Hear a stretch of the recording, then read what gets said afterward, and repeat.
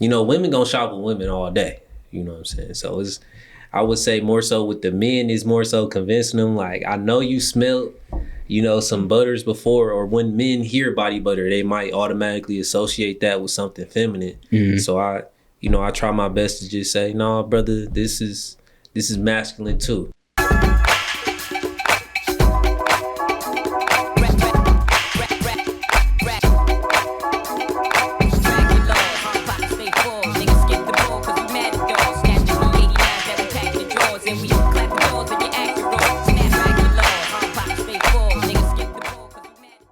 What up, though, Black Fridays family? Welcome back to another installment of the Black Fridays podcast. Today, I have somebody in here who is taking skincare seriously and then also offering something a little bit different to the market. Mr. Deandre Neal, how you doing today, brother? I'm doing well, Mr. Turner. How about yourself? I'm doing pretty good, man. I can't complain. Happy that you stopped by the podcast today. And for those, if you are subscribed to the YouTube channel, number one, make sure you subscribe to the channel and hit that subscribe button. Stop this video, come back to it. And if you already subscribed to the channel, you've probably seen Deandre before or on social media pages. Had a chance to meet you at the Bamboo Detroit Black Vendor Market for Black History Month, and where you were vending for your brand, Boundless Grind. And we'd love to dig more into that, the backstory behind that, how you got into it. But first, let's start with Deandre the person, and we'd love to know, what is your background and how would you define yourself? I would define myself as being a flower that rose in the concrete. I grew up in the Brewsters, like right there. I went to DEPSA, which is like a charter school, more so. So I mean, I say all that to say I've had my share of struggles, and as far as environments. And, one of the reasons why I do what I do is to bring light and show people in those different environments that is plenty of opportunities, even if they're not highlighted in front of you or around you. I try to look at myself as, entrepreneur beacon in those certain spaces, especially for men. I don't want to get too ahead of the question, sure. Right? Yeah. But especially for men, because I feel like in the entrepreneurial space, it's kind of boxed in. If it's not clothes, real estate, I don't know. I think that's it. Or like food or selling stuff. That's pretty much it. So I wanted to, blow up the skincare space by being a male that sells skincare products, for sure. Right. And you had mentioned to me when we had connected before that your motivation behind Boundless Grind was to be able to show young men a different way, like you just had mentioned right now. And it seems like that also kind of played into the name of how you came up with the concept of the business, Boundless Grind, and wanted to ask you to explain to the audience what Boundless Grind is as a skincare company, and then what products do you offer and things like that. So Boundless Grind, I would say, is like an umbrella company. Like I made that name so, like, I would say ominous in a sense, because I wanted to be able to do a lot of different things with the name. I'll define Boundless Grind by saying, like, limitations are self-imposed. So like whatever I want to do, whatever anybody wants to do, it's possible as long as we're breathing. And it's, it's a trial and error. It's a, a process, but it's for sure possible. So, yeah. And one of the first products that I made under, like, as the skincare product was the Boundless Body Butter.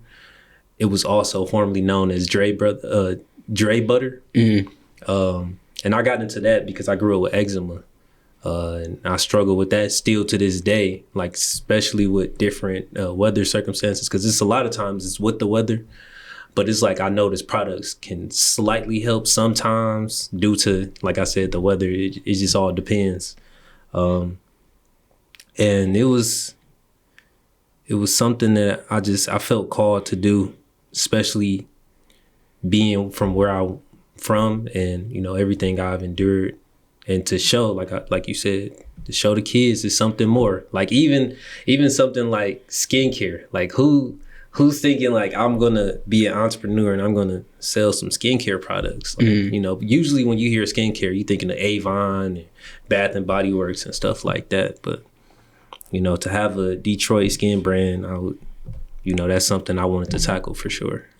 Most definitely. Yeah. And I got some more questions for you, but I want to introduce you to my favorite part of Black Fridays, which is Freestyle Fridays.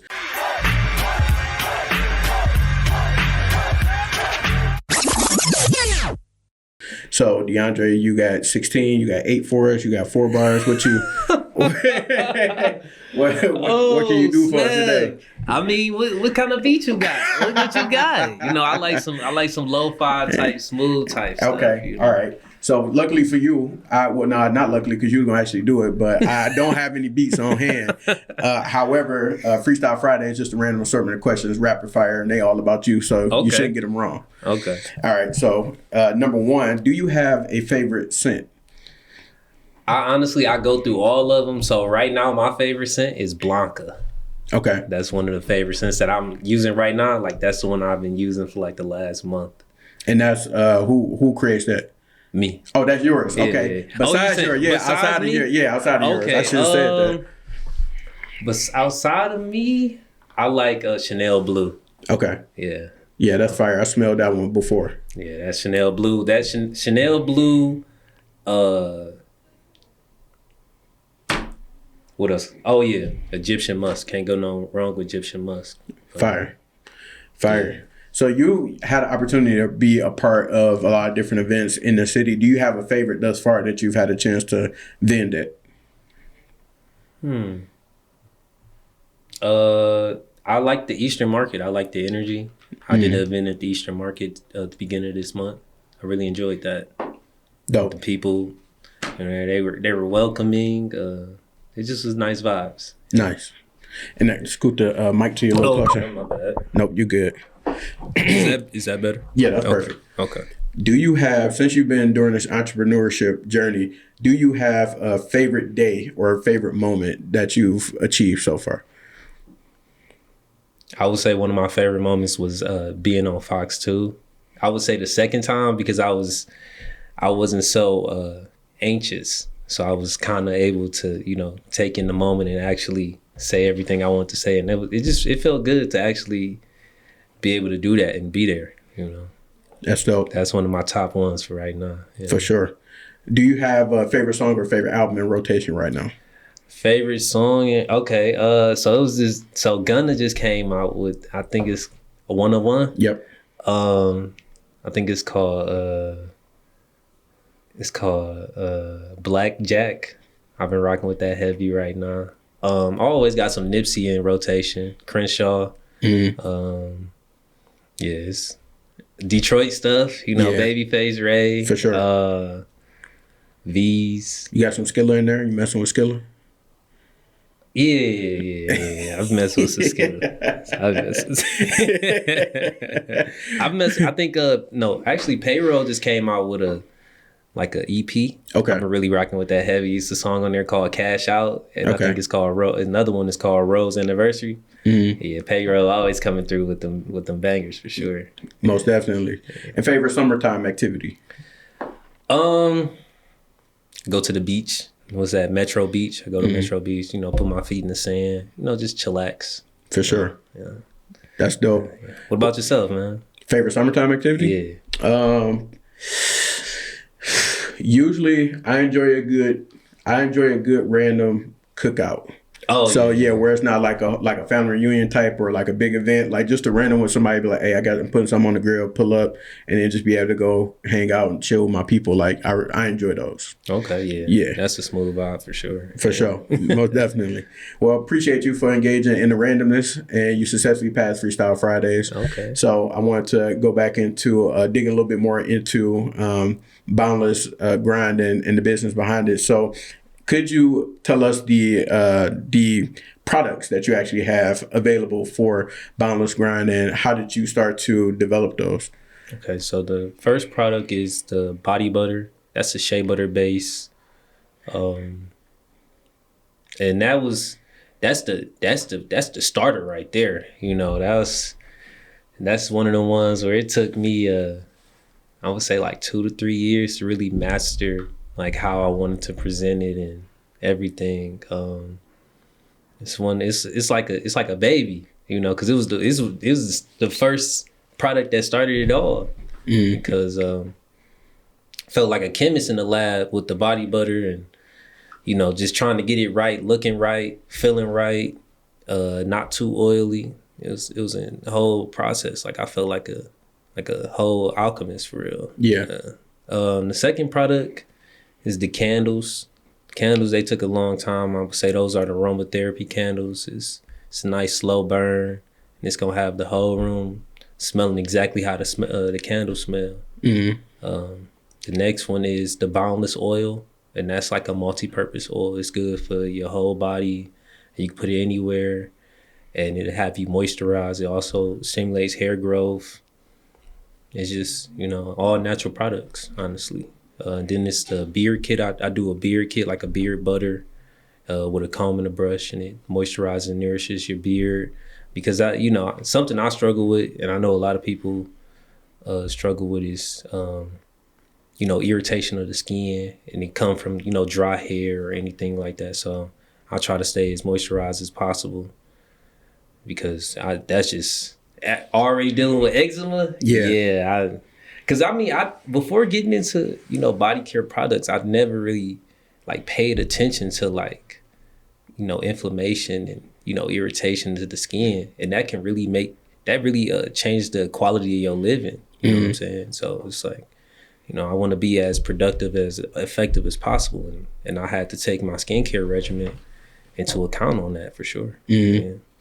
Taking a step back, what was the moment that made you say, I want to go, because you say you was in the lab like a chemist figuring out the different ingredients that was going to help make the best product for your skin. And I know that you mentioned like you have eczema or deal with eczema, but what was the very moment when you said, let me go try to figure out a solution to this on my own versus like what's out there in the market and using those products? Honestly, I'm really health conscious, so I always look at the back of, the lotions or, anything that I eat or put in my body. But the moment for me was, I actually had a dream. Like I was, for a while, I was searching like, God, I don't want to do nothing, negative, but I do need some type of hustle. I need something, a business or something. So I was praying about it for a very long time. And it was just like, in the dream, God was just like shea butter. You know what I'm saying? Whatever God sound like to me, I don't know. Everybody got their own experience. Yeah. But it was like, God was just like shea butter. And then I just became obsessed and I just started looking into it. But yeah, it was noticing that the different corporations don't care about the ingredients that they put into the products. And I have a problem with that because if I'm using these products or my family members, people I care about, anybody in this world using these products and they're having the opposite effect that you want from the product, that's a problem. And it's like, as people, we shouldn't just accept corporations making things and selling an inferior product when it's so many other products that I guess I would say don't get as much marketing as, the inferior products, but don't take away from the quality of those products. So it's like I see when I was studying, I seen the imbalance. Like the products with the best quality had the lower marketing behind it, and the products with the lower quality had the best marketing. So I was like, I wanted to have a balance of like, nice marketing and quality product as well. So yeah. Excuse me. Most definitely. And so you start to do your research, you start to play around with different ingredients and concoctions essentially for yourself. But fast forward, what was the moment that you said, this is a business opportunity, or I would like to be able to create and develop products that other people can use? And what did that look like for you? I started studying the market and noticing who was creating these different products that were currently out there. And I noticed that there weren't many men in those spaces. And that was, it also made me also realize like, most of the time as men, we don't really care. Well, I've had moments of time where I'm so focused on grinding where I don't really care about putting on lotion or moisturizers and stuff like that. Or, sometimes, like I would say in the past, one would say that wasn't more so the manlier thing to do, was to care about those things. But I kind of want to change that stigma where, like, it's okay for you to, I feel like it's okay for men to have self-love and care, like, oh, I don't want to go out the crib ashy, crusty, not smelling good. So, like, I feel like I'm using, my business and, my platform to show, like, it's okay to have self-love for anybody and everybody. More importantly, though, I feel like for men, it's important to care about your skin, care about, your mental health and those things like that, because it's not a lot of resources and places where men could really, like, discuss those different things or have those different conversations. So I, in the sense, that's something that I'm doing a little foreshadowing where I want to have, different spaces where, men can have, like, vulnerable conversations without feeling less than a man, So, yeah. And for you, what is it like being a man in this industry? Because it's heavily female or women dominated. So I was curious to that when I had first met you, and I think we talked about it a little bit, but would love to get your experiences so far being in this industry and being a man. So in this industry, I would say sometimes it is a little bit of a stigma because, women gonna shop with women all day. You know what I'm saying? So I would say more so with the men is more so convincing them, like, I know you smelled, some butters before, or when men hear body butter, they might automatically associate that with something feminine. Mm-hmm. So I try my best to just say, no, brother, this is masculine too. This is good for your skin. It's gonna have you right. But like I said, it's stigmas on it because it's mostly women dominated. I kind of feel like an outsider a little bit, but I like that challenge a little bit because when I do a lot of pop-up shops, I usually see, like, husbands of wives that are actual entrepreneurs and they just helping set up but not actually selling, or, like, if they are a male entrepreneur, they're selling clothes or food or stuff like that. So I look at it as a challenge, and also it's pushing the envelope on men's creativity too, because you don't see a lot of men like, oh, I'm gonna try a skincare product or try this. Like, I would say we see a lot of men doing, like, beard care stuff, but not more so skincare. So I kind of want to use my brand to push the envelope and the kind of the limitations that society put on men, in a sense. And, and also being at those events, showing, like, the young men, like, oh, these opportunities out here. You just, being that person to even say, like, whatever, every time I'm at an event, I see little kids, I'm like, yo, always remember you can do whatever you want to do. You just got to put your mind to it, That's dope. And men, make sure y'all get some body butter in general. Take care of your skin better overall in terms of the soaps that you use, the fragrances, all that type of stuff. It is important. And then just making sure that we because, like you said, brothers don't necessarily think about that. Like, you might just be get up and go. If I put on some lotion, then you lucky I did that. And if I use shea butter lotion, you lucky I did that. But no, I got some of your product from you. I can't remember the scent. I think it was old school, some body butter, and it lasted me for a while. And I really enjoyed it. It smelled great and made my skin feel good. So definitely got to re-up on that. So make sure that y'all, like I said, get some body butter.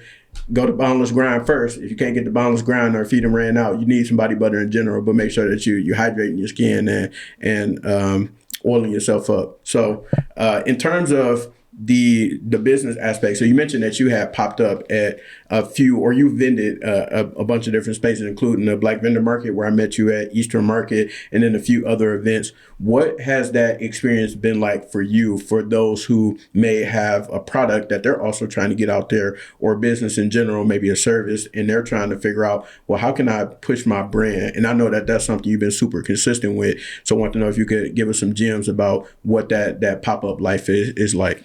What I would say is be able to manage inventory for sure, so that you can have enough inventory to go to these different pop-up spaces. So that would be the first step, making sure you have a lot of inventory. The second step is staying consistent and keeping the mindset like it's not, yes, it's a business, but it's not all about money. It's about networking and pulling together different resources with different individuals and being open to collaboration as well. Content. That is major. Like with consistency is, making content, digital marketing, or whatever form of content you use, YouTube, Reels, any of that stuff. Is the more eyes that are looking at your brand, the better it is. Even if like people associate the cost of marketing and advertisement to actual sales all the time. Like sometimes you can spend a lot of money on marketing and advertisement and you don't see it up front, because I've done several Q11 photo shoots, and they love to look at it. That don't mean they go, oh, let me buy something real quick, So it's a recipe to really getting people to purchase. But and I would say keeping that entrepreneur spirit, like being a trailblazer, because it's not gonna always be sunny days. You're not gonna always turn a profit, but that weeds out the strong from the weak. So it's the one takeaway I would say is that consistency and that spirit. Keeping that spirit and staying consistent is it's gonna keep you on course for the most part. Mm-hmm. And how do you find out about opportunities to pop up or different vendor markets? So I've been doing it for so long. A lot of times people reach out to me and say, oh, I'm doing this event. You can come if you want to. But a lot of times it's on different Facebook marketplace, not Facebook marketplace, different Facebook groups. Mm-hmm. I try to look in local ones, some outside of the city, some in different states, just seeing like what the pop-up space is looking like, as well as like when I do that, I want to see like what's the foot traffic, which is kind of hard to do without actually being there. Right. So I try to pay attention to like the engagement too, like in looking for different pop-up shops, looking at the engagement, like people liking and commenting on their page and different stuff like that. But mostly the events, I would say church events. For beginners, you can't go wrong with a church event, For sure. You cannot go wrong with that. Church always got something going on. Oh yeah, always, So, hey, you getting right with God, and they getting right with you. Yeah, you gonna get for sure. And in terms of marketing and branding yourself, you talked about how you had 2 opportunities to go onto the news, local news, Fox 2. How did those opportunities come about, and what did that look like for people who may be in business? There's people who've been in business for decades and they've never been on the news or any like major television circuit, but you've had the opportunity to do it twice. So wondering how that came about, and then what was that like? So I was at this pop-up shop, and I would say it's all about how you present yourselves. Like I always try to dress for where I'm going, not where I'm at. So when at that particular event, like they just, it was somebody that worked with Fox 2, and they just seen it. They was just like, oh yeah, you looking professional, you're conducting yourself in a professional manner, and your products are quality and professional. It has that aura, that vibe. So yeah, it was really just a conversation. Like I was just ready. Yeah. And that's like catching lightning in the bottle sometimes, just being ready for those opportunities. And that experience, I would say, has been life-changing for me, because just seeing like, wow, just having that spotlight on you and how that could really turn up whatever you're doing. So it's like from that, I try to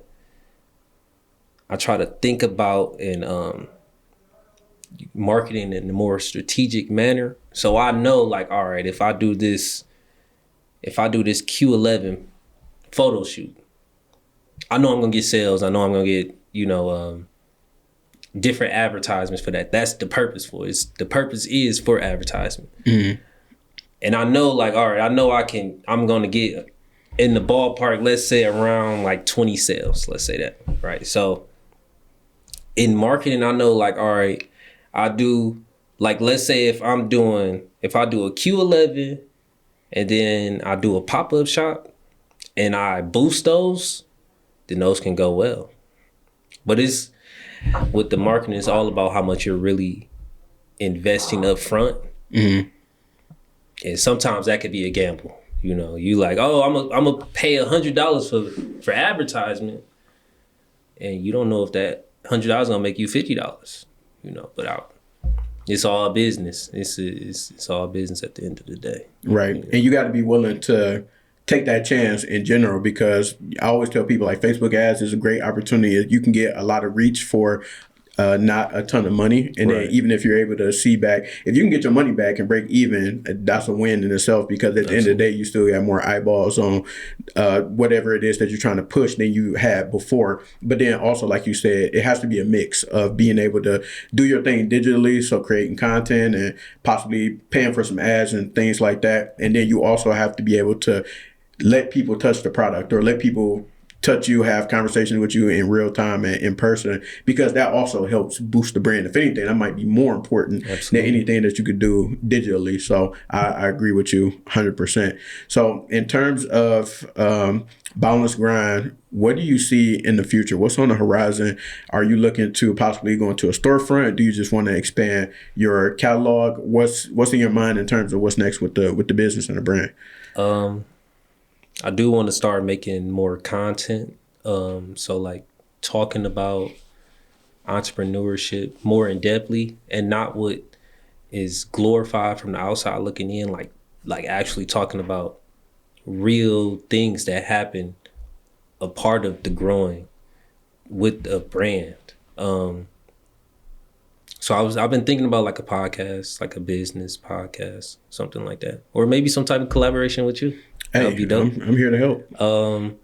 I want to write a book as well, about the brand and the humble beginnings. And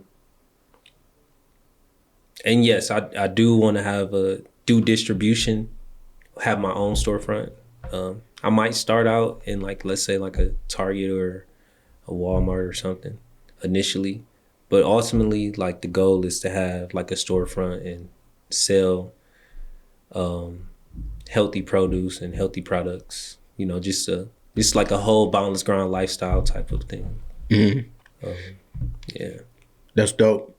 And before I get you up out of here, I almost forgot to ask you, so what is your professional background, or like what are you your skills kind of come from, and trying to see if it ties in with what you do with Boundless Grind? So I have a background in business.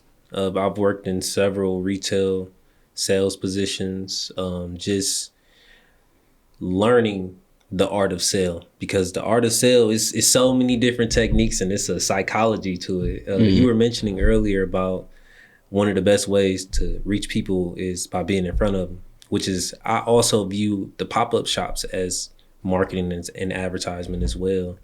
And, you know, I noticed with different personalities and different cultures, it's different sale techniques and strategies.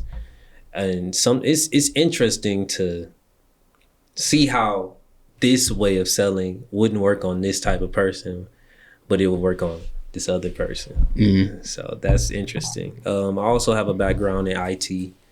And I'm trying to heighten that more so I can advance my knowledge on digital marketing, because with our devices being in our pockets nowadays, I feel like that's the best form of advertisement, is constantly being in front of people's faces. What else background I have? I would say I'll have a background with people. I've been basically like a project manager in different spaces and circumstances. So I feel like that helps with business, just knowing how to communicate with people and, you know, talk to them in the manner in which they want to be talked to. And yeah. And it seems like everything that you mentioned in terms of your work history, work experiences, it ties into what you're doing present day and gives you different skills that you can be able to pull from in order to boost your brand and do what it is that you're trying to do, and then also take it and elevate it to the next level, which is super dope. Yeah. You know, the funny thing about that is, you know, I'm gonna get on my biblical type stuff right now.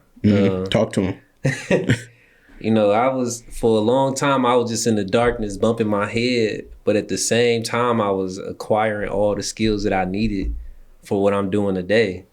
So, you know, sometimes you can have a particular journey where you want to go, and God know where God want to take you, and what God want to do for you is gonna always be way more abundant and fruitful than anything that like we could ever think of for ourselves. You know, God could be like, oh yeah, I want you to own a whole, you know, company that goes like a multi location company, like local, what am I thinking of? International. Let's say God wants you to own an international company, and your vision is only, oh, I just want this local store. So that's why, like, you know, sometimes a lot of times I get God the will, like, hey, I don't know. Yeah. I'm a vessel, just, you know, let me get out your way. Yeah. Get out your way, big dog. Yeah. Right. You got it. You know. You know, so yeah. For sure. Yeah. Well, Deandre, where can the people find you if they want to be able to get some product from you, if they want to follow and see if you're going to be doing any pop-ups, anything like that? How can they get in contact with you? What's your socials, your handles, your website, all that good stuff? So my Instagram is boundless_grind. That's for the Instagram, and then Boundless Grind for the Facebook. And then www.boundlessgrind.online is the website. Yeah, I'm pretty much an open book. You send me a DM, and you know, I'll get back to you for sure. Fire.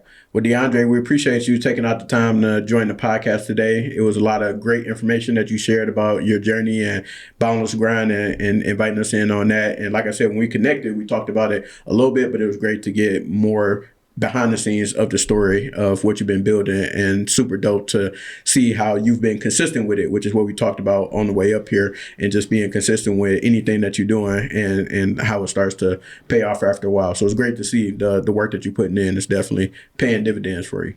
Appreciate it. I'm always looking at other sources of inspiration as well. Like, I see how consistent you've been with your brand, and you know, you just having your way with it. You know, you're doing something different that nobody not doing. So, you know, I most definitely pay attention, and I'm always looking for different sources of inspiration and more of a admiration type of vibe versus, you know, like a negative. So yeah. Absolutely. Absolutely. That's the only way to do it. Oh, definitely, yeah. Positive vibes only. Only, you know. For sure. Well, I appreciate you once again, and everybody watching and listening. We'll tap in with y'all soon. Peace.